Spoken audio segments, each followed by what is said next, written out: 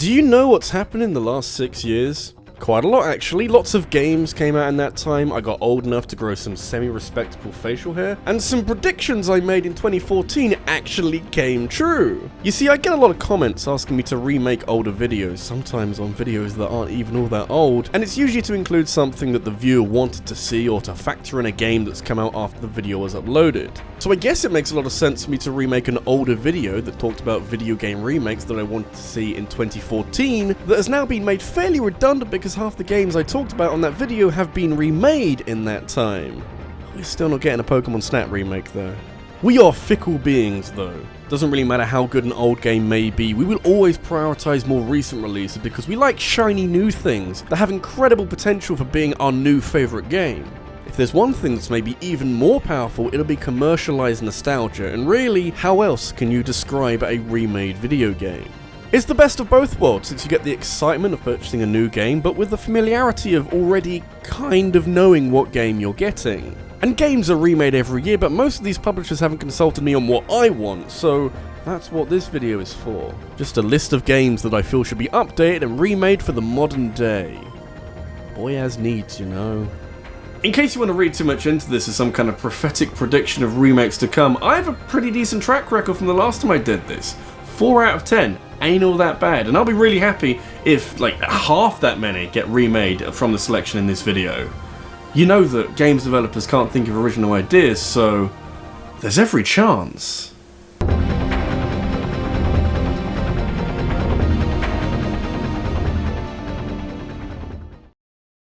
I'm glad that I live in a world that is aware of Nier.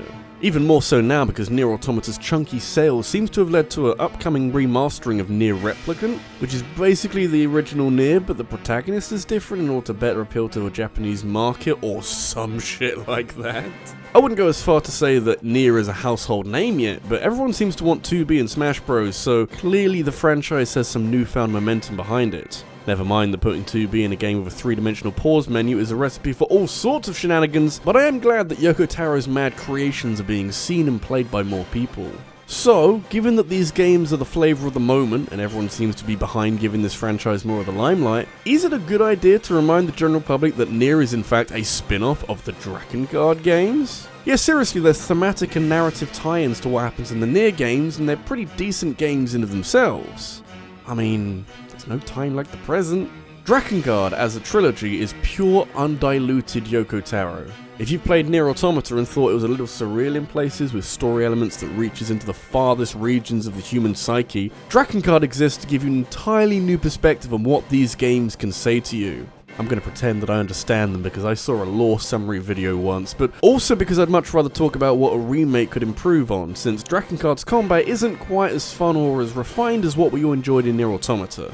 It's not bad, but you can see how much of an influence Platinum Games had in helping to tie everything together, and eventually you realise that Yoko Taro is someone with a billion ideas that all end up in the same game, or at least the same franchise, but struggle somewhat with the game portion of the package. So maybe bring Platinum Games along to help remake the first Drakengard or the entire trilogy if you've got nothing better to do, because there's never been a better time to bring all of these games back. Or Yoko Taro will use his newfound success to greenlight all of that porn he wanted to make. I'll support it in whatever way I can think of.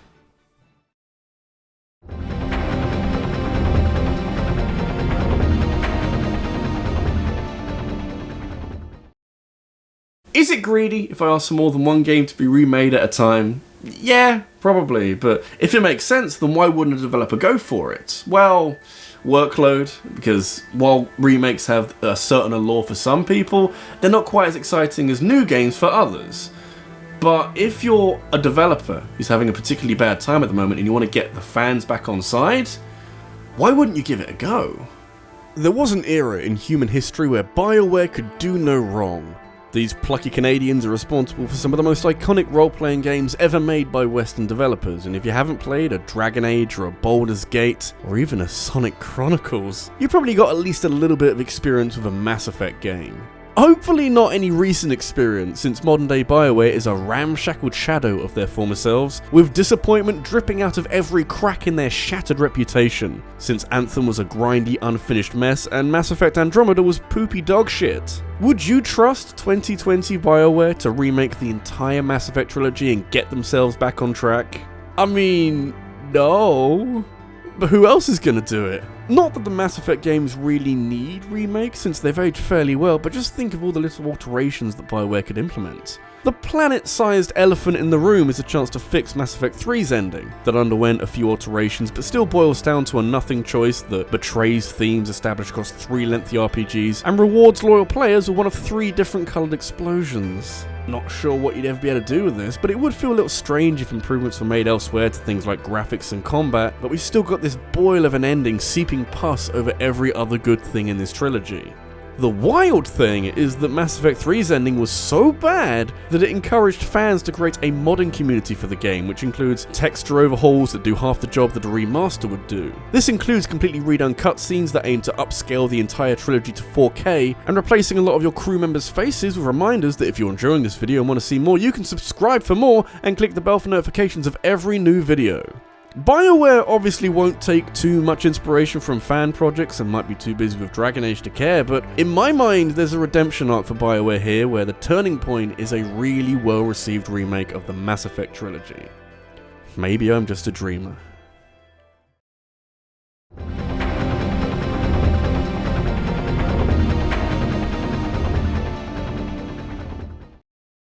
At their best, remakes are an opportunity to correct archaic game design. You got a second chance to use a ton of hindsight to approach the building blocks of a game with a fresh perspective and see what can be done to make it a better experience for everyone. The issue is that your primary demographic are people who played the original, and there's a danger that altering certain parts of the game might alter more than a few fundamental experiences. So there's a fine line that needs drawing somewhere in the middle where dodgy game design is at least acknowledged and efforts are made to fix things, but without the game being altered too much. I say this now because following a decade of incredible success for the Soulsborne games, the average man on the street is unlikely to know what a Demon's Souls is. It's a very important part of gaming history is what it is, but one that shows a bit of age when stacked up against where the series has gone since then. But would you honestly break it down and build it back up for a remake? Because I feel like that would be a mistake.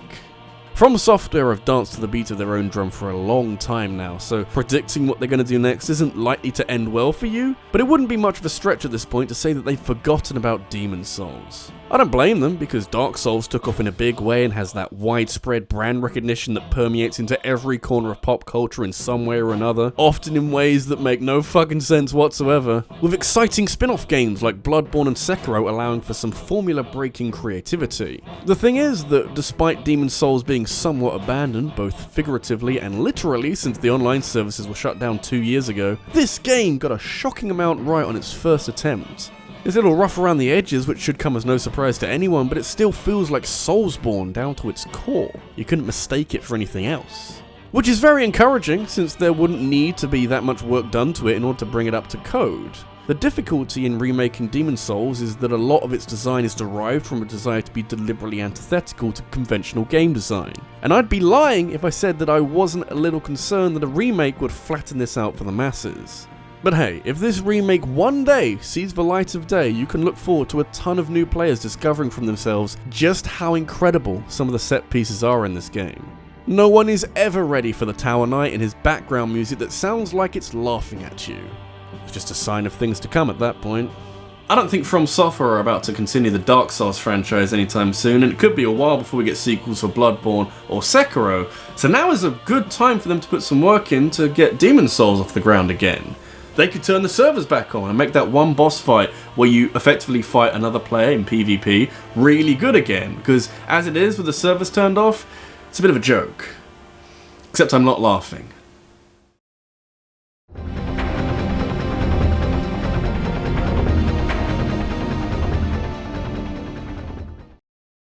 Pokemon loves a remake every now and then. I'm not exactly sure why, maybe because mainline Pokemon games are nicely split up into generations that are often characterized by leaps ahead in technology that help give each step a distinctive feel.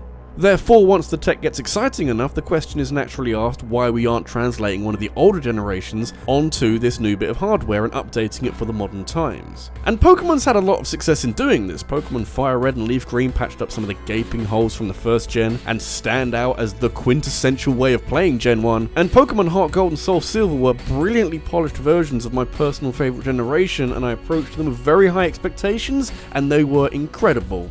It's only really Omega Ruby and Alpha Sapphire that failed to live up to their massive potential and were only really good enough, which may mark the start of a downward trend that may make the idea of a Gen 4 remake a flawed concept, but I don't think Game Freak can help themselves, and that's fine by me. There's an inevitability to how Pokemon games are released. I suppose we have decades of history to look back on and accept that there's always going to be a new generation of Pokemon and there's always going to be new Pokemon up until the day we return to the soil. But this also applies to the remakes, and I know we've only had 3 of them, but that is enough to make a convincing argument on the internet. It feels like a case of when, rather than if, with the Gen 4 remakes. Aura sold over 40 million copies on the 3DS, and you've got to know that Game Freak are fully aware what kind of numbers they get on the Switch. There's also that to consider, since the Switch would mark a large enough leap ahead in hardware to make a Gen 4 remake worthwhile. And with Sword and Shield demonstrating that people will buy these games on console, even with all of the controversy, can you imagine how well remakes of Diamond and Pearl would do with the current technology? Or maybe not Diamond and Pearl, since they're very slow video games, but if Game Freak can replicate the improvements that were made in Platinum, what I would argue is, pound for pound, the best game in the main series, then we're well on our way to a very worthwhile remake. For at least 4 years or so, we've been ankle deep in hints that these games are being made at some point, with everything from locations in Sun and Moon with Diamond and Pearl in their names, to the lack of any Gen 4 Pokemon getting Gigantamax forms in Sword and Shield, so it really does feel like it's just a matter of time before we get Pokemon Shiny Diamond and Pretty Pearl or something. Listen, that just speculates. I leave the difficult decisions to the professionals.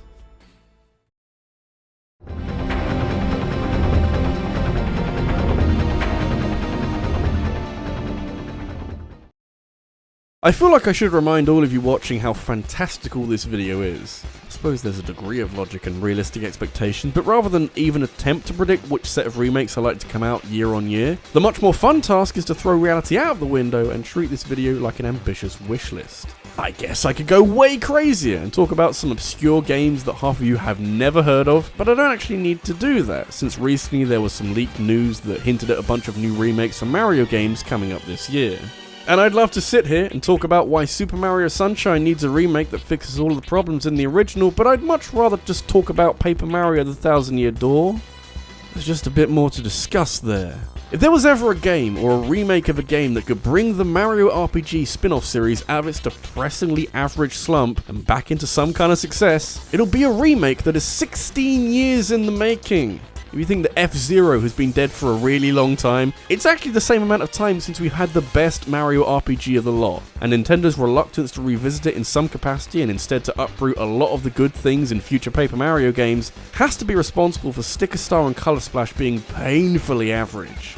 So why not come back to the Thousand Year Door with refreshed graphics and a few tweaks to the combat, and also fixing the entirety of Chapter 7 and chasing General White in and out of every previous area in the game? We could just get rid of this, that'd be great!